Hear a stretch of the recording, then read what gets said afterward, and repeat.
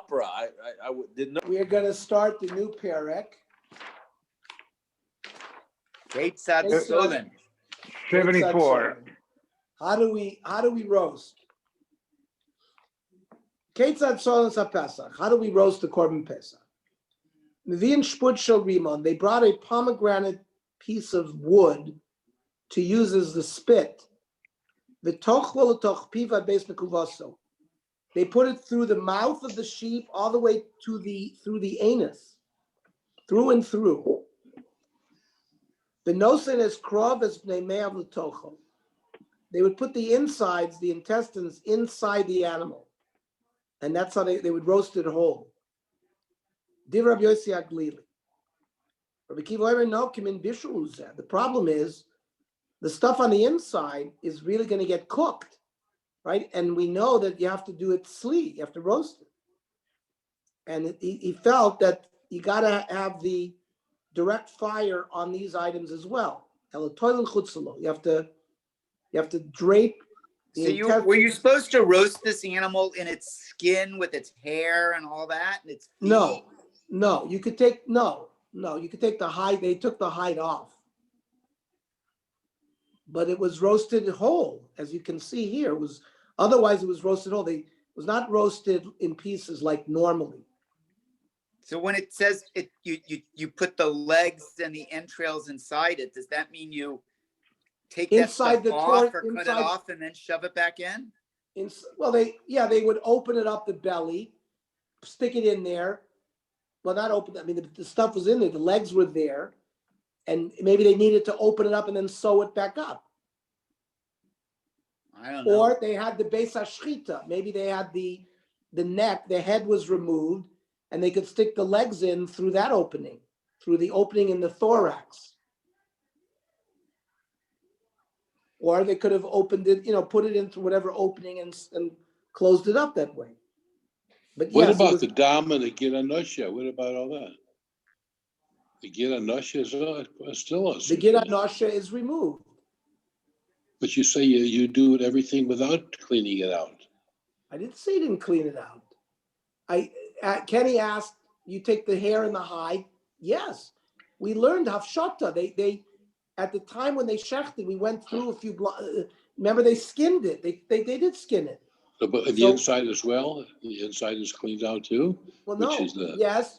We said you have to take the intestines out and wash it and clean it. Absolutely. But then when they roasted it, it was put back in. That wasn't offered. We're talking about those things that were not offered as the emurim on the mizbeah. The various organs that could be eaten. The spleen, the heart. What about the gid? The gid? No, the gid is not. The gid was not permitted, even by a shlami, by a regular korban. So if they were going to eat that, they would remove the gid. They knew how to traber, and that meat was eaten by the kohanim. But there wasn't a requirement that you roast it. In fact, by other korbanos, you could cook it any way you like to eat it. You could saute it, you could sous vide it, you could broil it, boil it. There was no requirement. Only by the Korban Pesach says tzli. So that's why we're going through a mishnah called Keitzad Soilen. How actually did you roast it? So here we have found a machlokes. You put the legs and the innards that you're going to eat inside, and it was roasted. The problem is by it not having direct fire, but it's on the inside. It's going to be like boiled. That's what Rabbi Kiva had a problem. It's come in bishul. You would hang it outside, and it would get fire directly roasted. Then ein solonas apezach lo ala shpud v'lo ala ksal. You didn't use a metal spit, and you didn't use. Is another kind of implement that was used for roasting.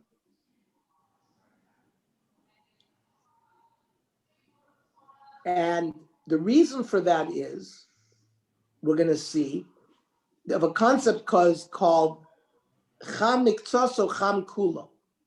By something metal, they understood the concept of conduction, physics.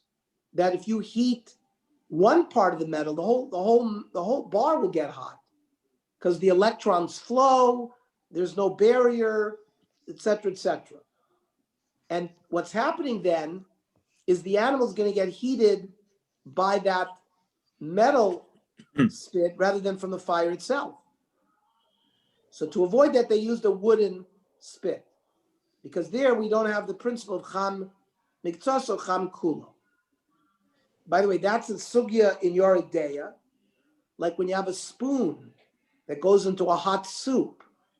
So, and maybe milk splashes on the part of the spoon that didn't go in, but we have this principle of cham miktsas or cham kulo, that it would trafe up the spoon even if it touched it on a part that didn't go in because of this principle.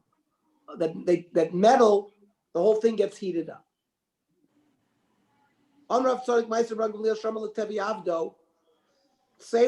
Say he told Tevi, who was an Eved Knani, but was a very expert in mitzvahs,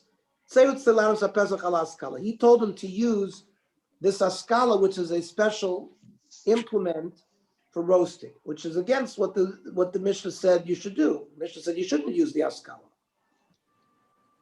So the Gemara says, "V'nesi shel matefes." What's wrong with using a metal spit?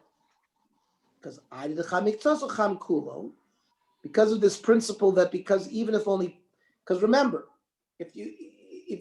even if only part of it is getting warm, the rest of it will get hot. The kamatavi machmas shpud, and then the meat is cooking directly from the heat of the metal spit as opposed from the fire itself. Rachmana omer tzli eish, v'lo tzli machmas davarach. It can't be roasted through other means. Freiti Gemara v'nesi shel dekel. Why are you bringing a pomegranate? Why not a palm wood? Adi the islay shibi mafik maya. It's got too much moisture. It's got cracks where the leaves came off of the palm branch, and that brings water, and it's like it's going to create bishul. Mavikim avushul. V'nesi shel te'ena. Why don't you bring from a fig tree? Also, it's hollow, and it's also kind of marrow inside, and therefore it's also like mavushal, too much water.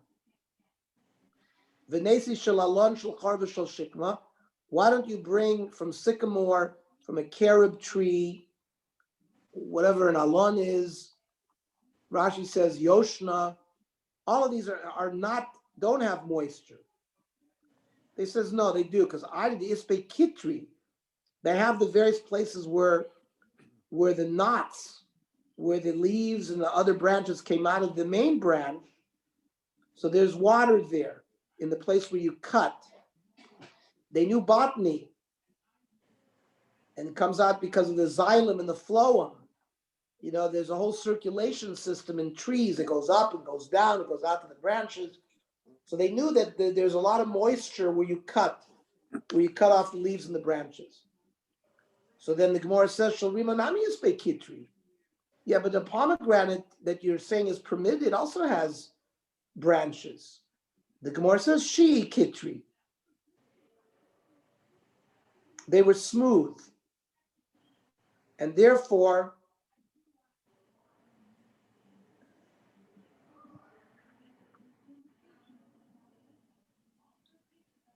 you didn't have to use a knife to cut it off, and therefore the water didn't come out of there. B-boy Sema, some people say, Benivga Barshata. The Lesbe Kitri. The branch was less than a year old.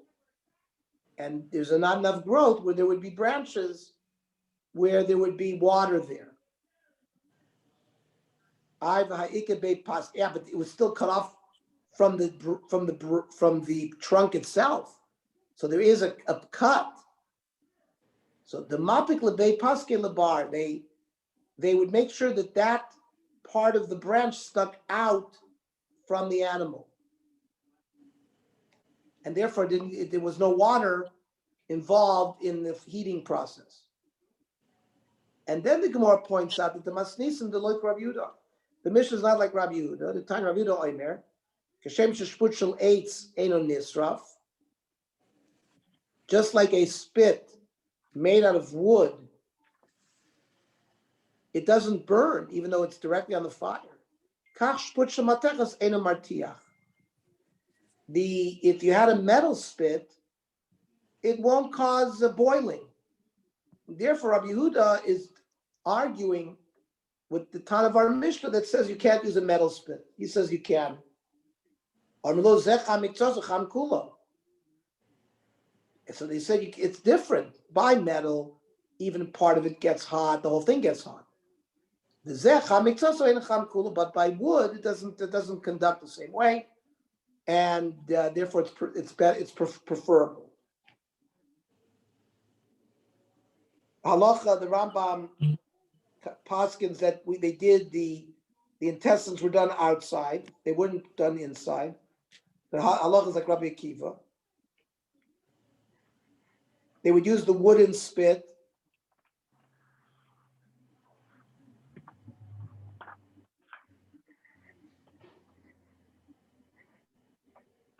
You don't use a metal spit because of the bishul problem. Okay. Then it says v'noisen es krov. They put the legs and the intestines or the innards inside. Tanya Bishmuel koreyu tuch tuch. This, when they would hear, they would stick the intestines inside. They would hear it cook. It would be like a tea kettle. They would hear like boiling action. Rav Tarfon koreyu gedim okulas. Rav Tarfon called when they put the intestines on its head, because they didn't want to put it inside. It was called the gedim okulas. And the custom was to put all these things on the head of the animal. By the way, you could use either a gedi as a goat. You could use a goat or a sheep. Both are considered tson or keves. I mean, they both are considered tson. So they're both acceptable for the Korban Pesach. People may have used goat because it was much smaller. It's a much smaller animal than a sheep. It's easier to carry. It's much less weight, much less meat. But for carrying purposes, it may have been easier to bring a goat. Torah Rabbanan, Ezer Gedim Akulis. Bizman Hazeh, we have to do things that don't look like the Korban Pesach. So he asked, what is considered having a goat, which would be usher Bizman Hazeh, Le'echol B'Ledes Bizman Hazeh. He says, anytime you cook a whole goat together, that's already a problem. That looks too much like the Korban Pesach. However, im nechtach mimenu ever, although if you even removed one limb, or one of the limbs you boiled, that already would not be problematic bisman hazeh.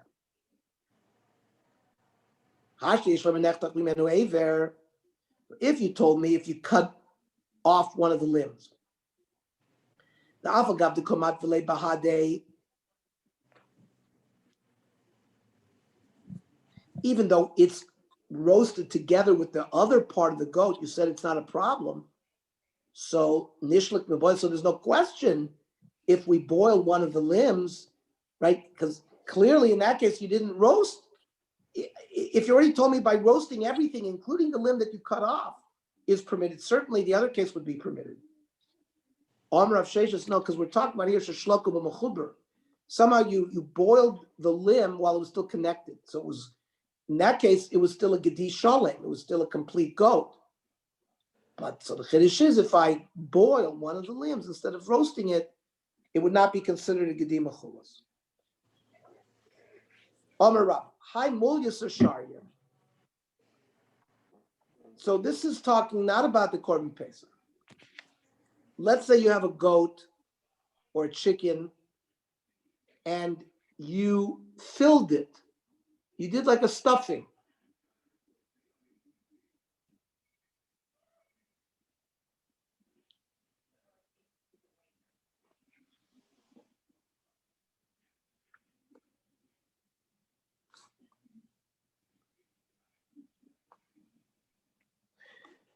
Meaning you filled it with meat, but the meat was not salted, right? We know that there's blood in the meat. You got to salt the meat to get the blood out. So, but these were either birds or goats that were filled with meat that was not salted. If you roasted it, all the blood would come out through roasting. So there are two methods of getting blood out of meat. You could salt it, but you could also roast it. Now, like, for example, with liver, we don't salt liver, we roast liver. That's how we have to cut it, then you roast it. The problem is, what kind of kli do you use? Because the dam that comes out will prohibit, or if it's next to another piece of meat.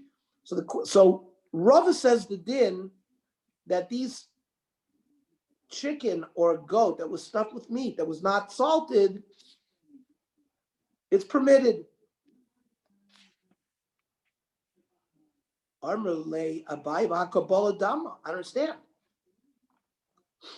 In the cooking process, you roasting it. So the blood from the inside, the blood that was absorbed in the meat that was stuffed on the inside of this goat that had not been salted. So the blood's going to come out, but the blood is going to, and therefore the remaining goat is going to absorb the blood that comes out from the stuff that had not been salted. We assume that the major goat was salted. It's just they stuffed it with meat that was not salted. So Abaya says, how did you permit this? The animal is going to absorb the blood that's going to come out.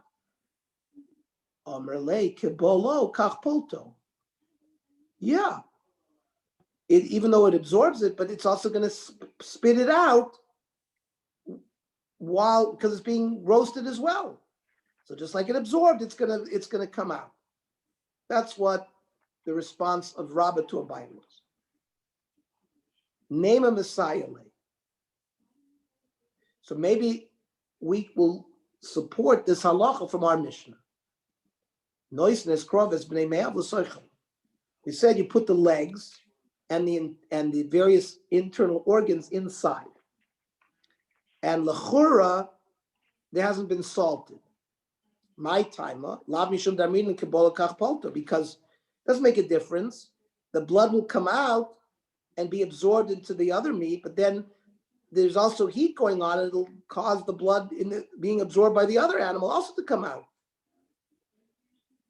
So that seems to support Rabbah that mulyas are sharia.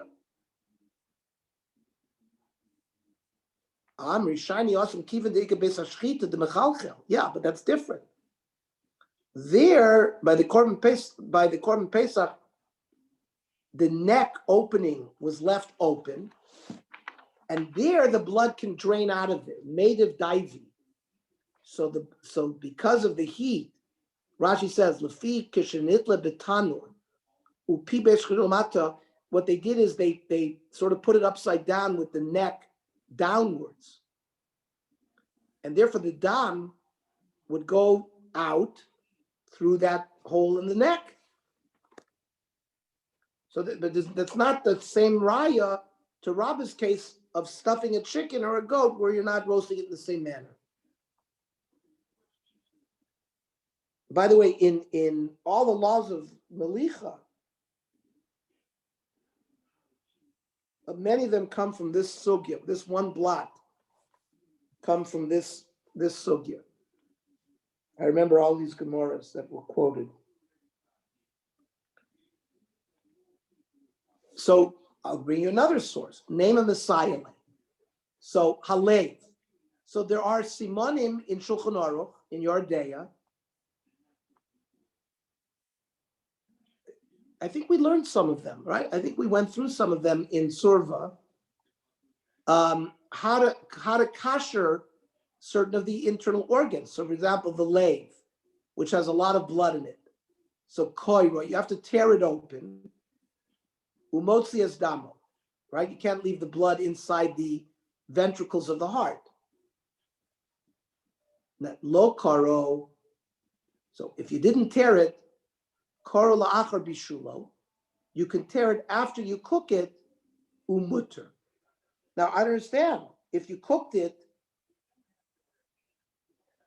So again, the Shulchan Aruch says, "Esalev tzarich likro lifnei melicha." First, you have to tear it open and then salt it. Ulotzi davar mitocho va'achar kach l'molcham, and then salt it. Va'az mutter gam l'vash. Then you can cook it. V'yesh v'yichmir l'tzalois l'kodem bishlo. Some say you have to roast it and then cook it, because maybe you'll end up cooking it before. The imolcha otzlol v'lo, if you salted it or roasted it without tearing it, then you can tear it afterwards, because kabolo kach polto, the way it absorbed, that's how it's going to come out. My time at Lav Mishum Damrin and kabolo kach polto for the same reasons. So Gemara says no. Shiny leib the shia. You can't learn from the heart. The shia is very smooth. The shia means it's smooth. The walls of the heart don't absorb, and therefore it'll be mutter even to cook it. Gemara says, "Aini, it's not so." About Ravin Sava Tafle Ahi Bar Gozel Rav. Ravin, the elder, he like put a breading. Breaded. On, huh? It says breaded. That means from the Yeah, outside. he breaded right? it. He put dough on a bird and sent it to Rav. The Omar lay, and Rav said, "Imaili Tafle Habili ve'echol." If it's tasty, this dough that's on the meat, give it to me and I'll eat it. Now, this bread absorbed blood. Because while they roasted, we're talking about a case where they were going to use roasting to get rid of the blood, not salting. And how could he permit eating the breading? So the Gemara says, "Hahi besmida de mafir." Because it was very fine flour, and the blood can come through between. The flour doesn't keep it inside; it allows it to drain out. Rava visited the house of the exilarch, Utavle bar Avza, and they breaded a goose.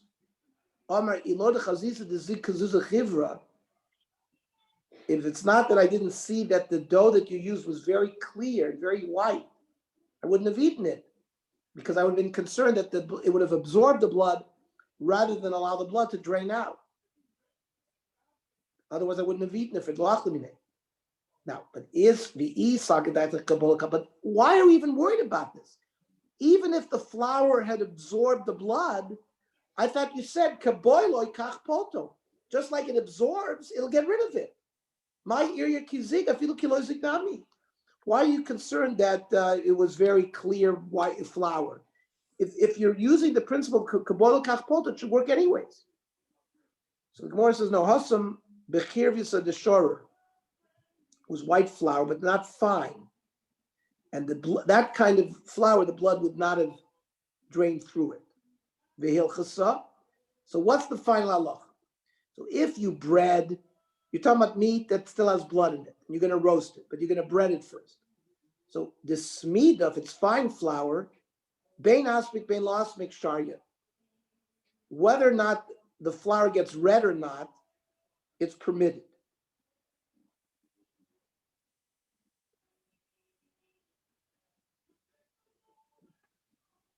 Now the chivra saw, if it's a whitish flour, izug kazuza chivra sharya.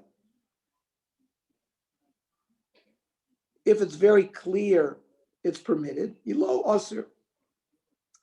Now, in terms of other flours, the shar kmochin, if you see that the flour became red, asmik osir. If you see that the flour does not become red, lo asmik shari, it's permitted. Then, what about this filling of meat into a chicken or a goat? Hi, moyasa. So, manda asar filu puma latachas. The one who asers says even when the the opening of the neck is to the bottom, it's still usher. The one who permits even when the opening is up. We are lenient regarding the stuffed chicken.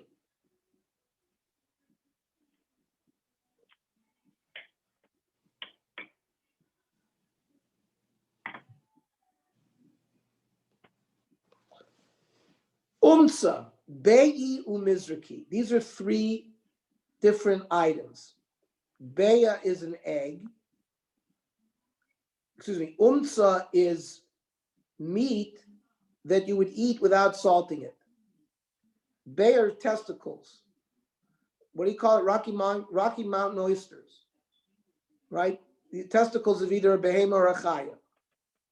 Mizraki are large veins in the neck, like the arteries and the veins. So pliki beravach ravina. Machlokes ravach ravina. B'cholatar kula ravach l'chul ravina l'chul. Throughout Shas, Ravach is always more machmir, and Ravina is lenient. Usually Hilchas like Ravina l'kula. Usually Allah is like Ravina l'kula. L'bar mahani tlas. Except for these three items. The Ravacha l'kula, Ravina l'chumra. Ravacha is lenient, Ravina is stringent. The Hilchas like Ravacha l'kula. High umsa de asmik. This piece of meat that has blood in it, you cut it, umalche, and then you salt it. So then if you look at shari, then you can cook it, right? You can cook it with water. That means it's you don't have to roast it. If you put it on a spit to roast over a fire, shari. So it's permitted because made of diet, because the blood drips out because of the roasting. Well, I'm not trying to get tired from my job. In fact, I'm trying to be an example for people who come after me. An example of being disrespectful? No, I know how to choose my battles. This is a case where the animal got hit, and there was like a wound there, and it was like a hematoma. The blood collected there. So there you got to cut it. You can't just salt it regularly. You got to cut it, and then salt it good. But if you roast it, then even without cutting, it's okay. That's how the Shulchan Aruch paskins. Now, achte agunri. So far, we talked about cutting it and salting it and boiling it. We talked about putting it on a spit and roasting it, no problem. What if you put it on coals? Achte agunri, that's coals. Pligi baravach ravina chad asar v'chad shari. One prohibited, one matir. Manda asar, the one who prohibited, the coals cause it to become hard, and the blood doesn't come out. Manda shari mishav shoyev. He says that the coals cause the blood to move outside.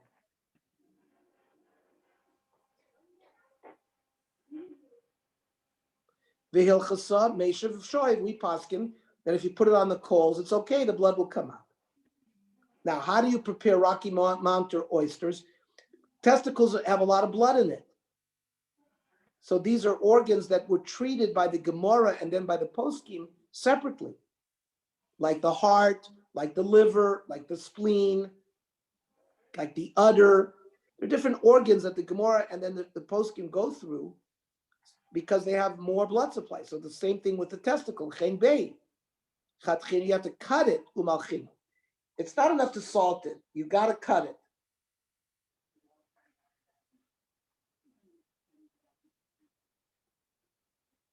You got to salt it, cut it, and salt it. Or you roast it. That would be fine too. Chatchinu malchinu, cut it and salt it. Afilu lebishul, they can cook it. And talinu bishul, if you put it on a spit, sharian, it's permitted because made of diet. Because the blood will flow out. If you put the testicle achtinu agumri on coals, again machlokas, pligi beravach ravina, manda asar. The one who said it's a problem because matzvah tzamis, the blood stays there. Uman deshoy mishum shoy, it does move. The chain mizraki, these big veins, the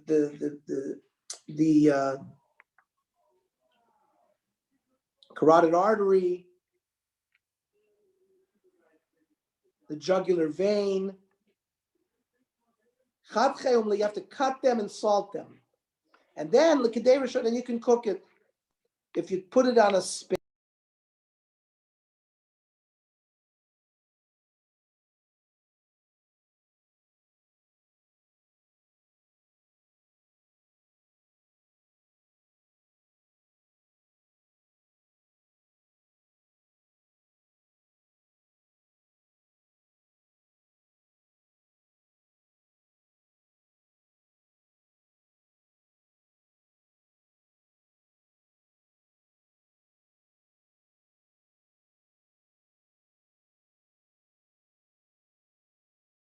Vinegar, so that the blood would not go completely outside. If you have meat that was not salted, they put it in vinegar to keep the blood there. If the blood nisadim abasar, then the vinegar is osir. And there's no way to kosher it anymore except by roasting it. And you can only cook it after you roast it and salt it. If the meat did not become red, then the meat and the vinegar is permitted. I want to decide asmik chalya osir. If the vinegar, if it became red, then it's prohibited. Lo asmik chalya, if it doesn't become red, shari. But Ravina Mafilu lo asmik nami chalya osir. Even if it didn't become red, the vinegar is osir because he after the lo beitzur kedmar. Can't be that a few drops of blood didn't go in the vinegar. Armele marbar memel ravashi. Abba megamale gamui. Thanks, guys. A Maimar would he would suck on the vinegar. And therefore he would not have a problem that there might be blood there.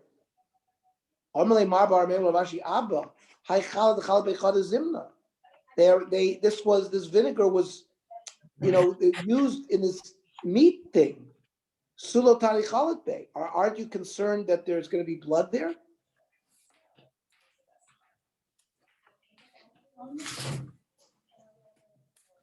The maestro mechala mitmod chaltinen bay. What about the wheat vinegar that we do this chalita process with meat? And we're concerned that maybe the blood won't come out of the meat properly.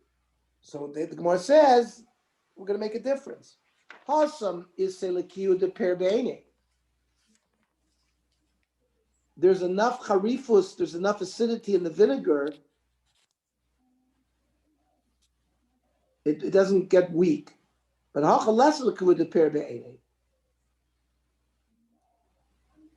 but if it's not strong enough, it gets sort of nisbatil in the meat. Well, we'll finish that up tomorrow. Okay, so